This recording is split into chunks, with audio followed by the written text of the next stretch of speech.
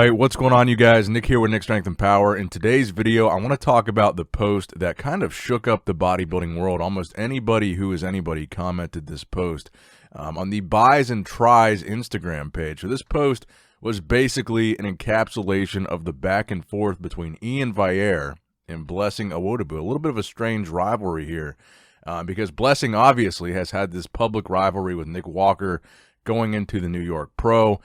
They were going back and forth a lot. Now it's Blessing versus Iain. And you guys can see Iain's comment was on Blessing's recent physique update. We'll go over here. You guys saw this. It was the picture of his quads that he posted on his Instagram story, trying to show off the vascularity that Blessing did have.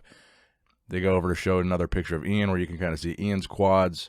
And the last picture is, I think, from Blessing's last competition, as an amateur, of course. So Iain's comment was simply, "Where is his sweep, though?" And then Blessing responded pretty aggressively. He said, "Iain Valliere, the same place as your calves, you salty C-word. You're next after I destroy the Brick Walker hashtag crybaby." So a lot of people were very anti-Blessing after this post, saying that Blessing's just stirring stuff up. Saying that his response was way too aggressive and now he's beefing with a guy he doesn't even need to beef with, etc., etc. Honestly, I'm looking at it from both sides of the coin. I think what Blessing is doing overall is pretty smart. He's got the whole bodybuilding industry talking about him, whether it's positive or negative. These responses and these beefs that he's creating, it's injecting his name into the conversation, and that's what you want to do as a bodybuilder. So a lot of people were asking me what I think about this. Do I think Blessing's response was a little bit too aggressive? Yeah, possibly. But if you look at it from both sides of the coin, Iain Valliere was inviting this. I mean, Iain left the first comment, which was a critical comment of Blessing's physique. So Blessing basically just responded with a critical comment of Iain's physique. It would be one thing if Blessing just kind of attacked Iain's physique out of nowhere, but he didn't. Iain made the first comment, so I do want to point that out. I mean, Iain kind of invited it, so I don't think we should be completely demonizing Blessing here for going after Iain. It was a response. It wasn't an attack. So then where things get interesting is when you scroll down in the comment section. So in the comments, you've got, like I said, anybody who's anybody. You got Chris Bumstead in the comments saying, "So he admits he has no sweep," referring to Blessing. You got Blessing in the comments saying, "Watch this man's posing routine at the Tampa Pro, and it was an embarrassment to the sport of bodybuilding. Dude almost started crying on stage after losing to Hunter." If you guys remember the Tampa Pro, a lot of people were critical of Iain because of the fact that during that show, Iain wasn't looking like he was very happy. I mean, his color was off. He was frowning. His posing didn't look very enthusiastic. Blessing, he's right about that. So Blessing's calling Iain out again in the comment section of this post. Rough Diesel, Terrence Ruffin, who I talked to briefly about this post, he commented, "Classic physique runner-up this year." He says, "I'm confused. I don't follow much, but why are people mad calling Blessing disrespectful for responding to a disrespectful message?" It's a good point. Blessing was aggressive with his response, I think. I think he was a little bit over the top. But again, Blessing's comment was a response. Blessing wasn't calling out Iain in the first place. Iain called out Blessing. And then Blessing left another comment saying, "This is too easy. Even Phil Heath can't wait to see the boogeyman hit the stage." So Buys and Tries commented Team Iain Valliere or Team Blessing Awodibu. And the comment with Team Iain Valliere got 1,400 likes. And the Team Blessing got 157. And then, of course, you got Nick Walker commenting the post saying, "Laugh my ass off," and people like this guy, which got 630 likes. Then you got another comment from Iain saying, "Blessing, maybe take a read at these comments and where your antics are taking you. If all you want is infamy, then give her, but you're losing respect by the minute, dude." So it's interesting because here's what I was thinking. I think what Blessing is doing is smart. In bodybuilding, you've got to make a name for yourself, whether it be on social media or just by creating a character of yourself. You got to be more than just a bodybuilder. You got to be more than just a good physique these days. These days, you got to build a personality. You got to share stuff with the fans. You got to get people engaged in the content that you're posting.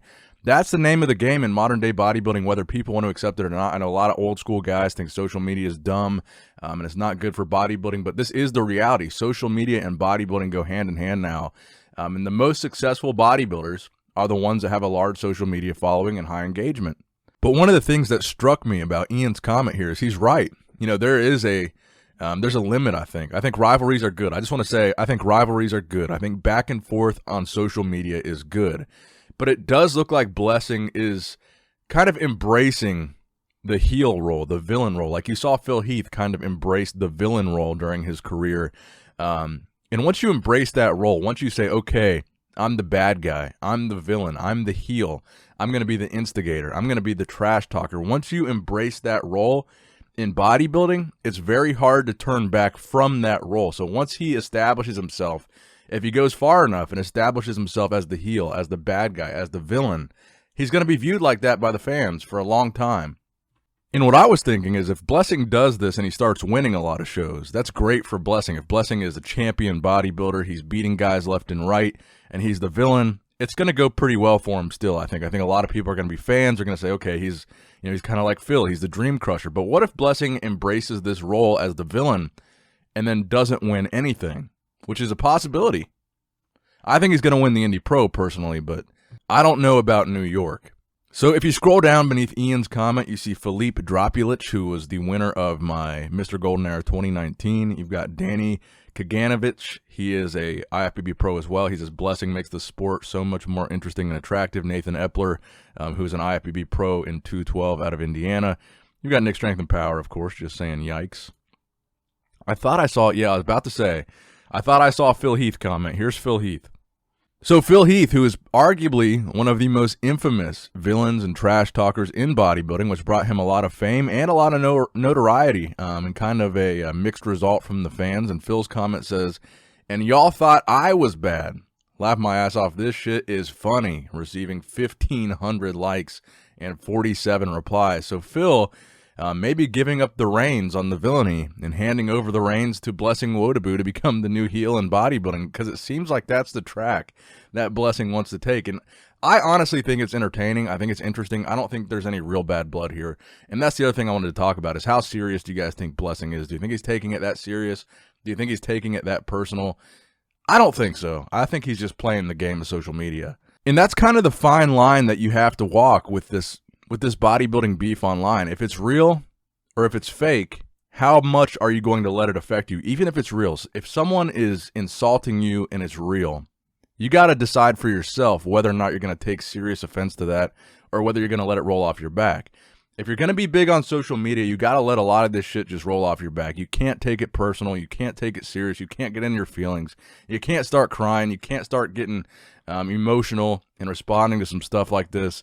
So that would be the advice to, I guess, anybody going back and forth with Blessing, is don't let it get to you too much. You got to think, how serious is Blessing really? He's kind of been the jokester on Instagram. He was like the comedy skits guy for a long time. How serious do you guys think he really is with some of this beef? How personal do you guys think some of these comments really are?